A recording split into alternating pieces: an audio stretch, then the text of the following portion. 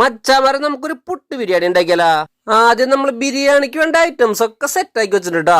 ബിരിയാണി നമുക്ക് ഇഷ്ടമുള്ള സ്റ്റൈലിൽ ഉണ്ടാക്കട്ടാ. നമ്മൾ നമ്മുടെ യൂഷ്വൽ സ്റ്റൈൽ തന്നെ പിടിച്ചേക്കണേ.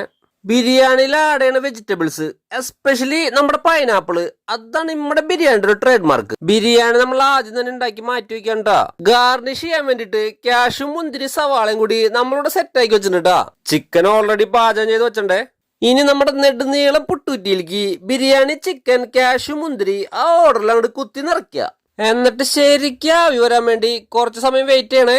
ആവൂ, മത്ത് പിടിപ്പിക്കണ മണ്ണട്ടാ. ഇത് കുത്തി വാഴയിലേക്ക് ഇടുമ്പോള് പുട്ട് ബിരിയാണി സെറ്റായി നമ്മൾ വിചാരിച്ച. പക്ഷേങ്കില് പുട്ട് അങ്ങോട്ട് പൊടിഞ്ഞു പോയിട്ടാ, സംഗതി ഫ്ലോപ്പായി.